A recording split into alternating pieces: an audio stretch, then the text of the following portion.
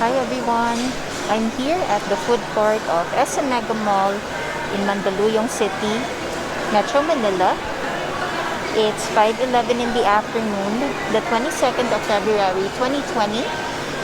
I'm here today to give you an updated tour of the different shops that now exist or are still existing inside the SM Megamall Food Court.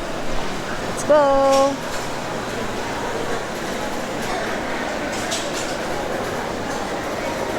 We're just going to walk around for you to have an idea of what the food stores are here right now.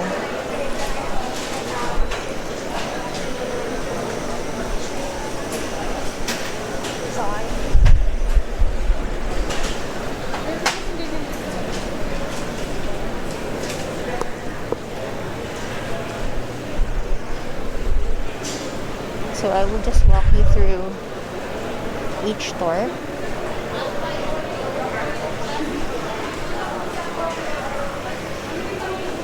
Watch out for timestamps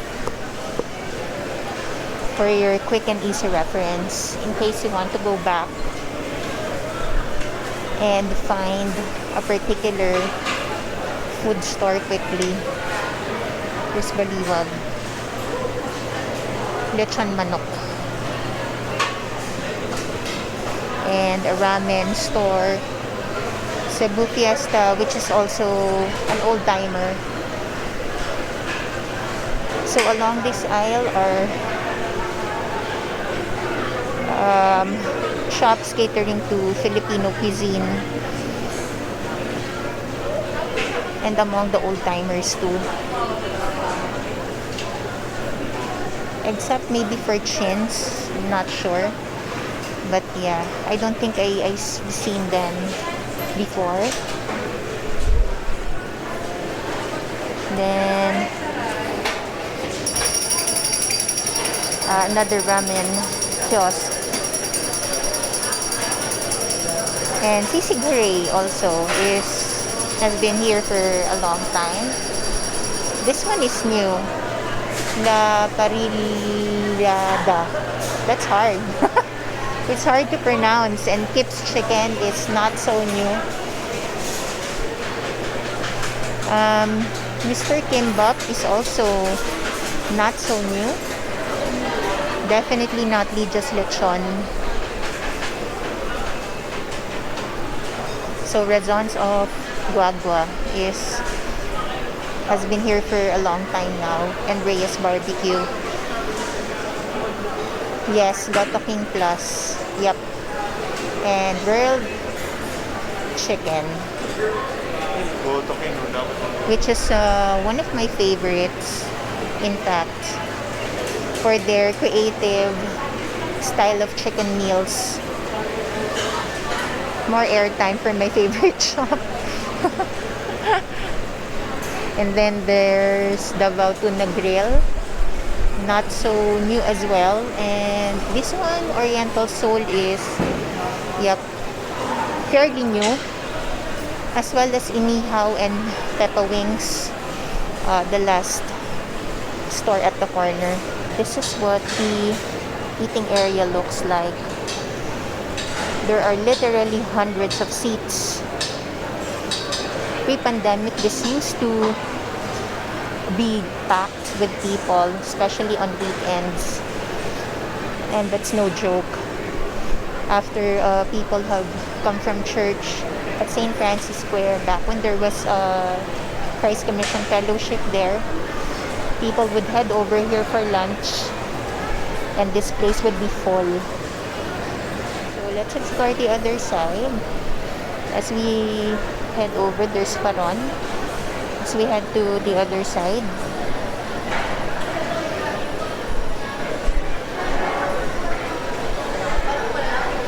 and of course, no food court would be complete without Jollibee, which is also a long-time shop here.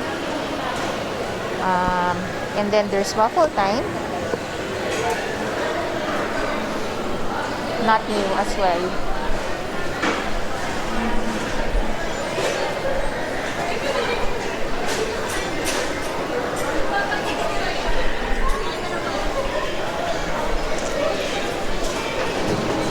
sadly, some stores have closed. So the one at the corner is one of them. I can't really remember as well what that used to be, but Sizzling Plate happily has survived. They're still around. Para sa Tendon and Manila Lechon are new. They weren't here years ago.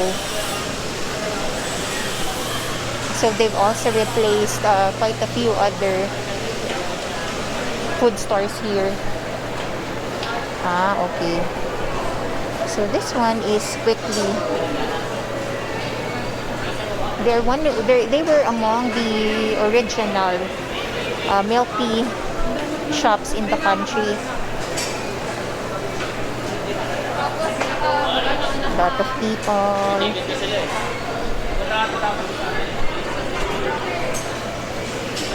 So this is what their menu looks like.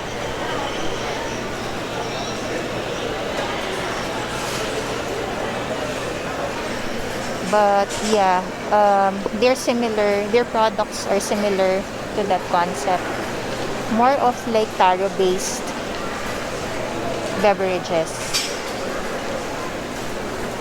Some of these, actually both are not new. Poland, Chinese food store. Let's walk at the middle, right smack at the middle. Just because. No, there are actually some kiosks here that's left to be seen, like Mulak, which is also a Filipino bread store. Then there's a rice porridge area or station, Lugaw King.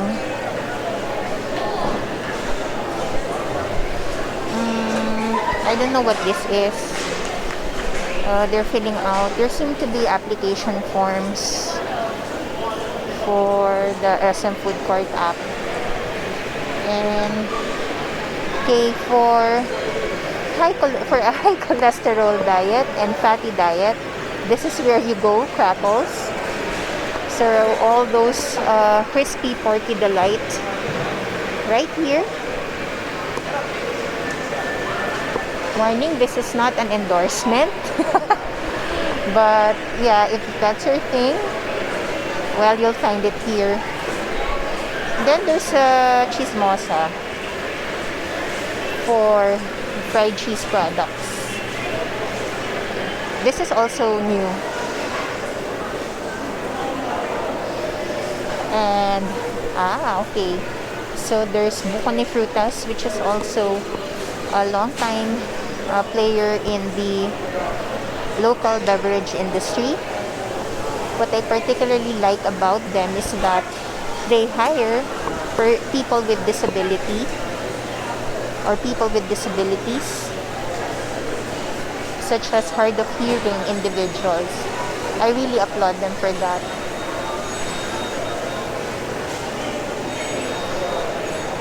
So just a final overview of the shops around here. And there's Master Shomai as well. So really endless options. If you come here on an empty stomach, there's a big chance that you won't go away disappointed or hungry anymore. Because chances are you'll find something or another that you might enjoy eating here. And then there's Hokkaido Takoyaki. Wow. I love takoyaki. Maybe one day if you'd like to treat me, yeah, I'd be happy with takoyaki. Everything that you can find here at the SM Megamall Foodcourt, located at the lower ground level. If you like this video, if you find it helpful, please give it a thumbs up. And by all means, consider subscribing to my channel for more informational videos like this packed with helpful guides and tips as I tour you around the city on foot or on my e-scooter. Thanks for watching. Stay safe, and until my next video, have a rosy day ahead. Bye!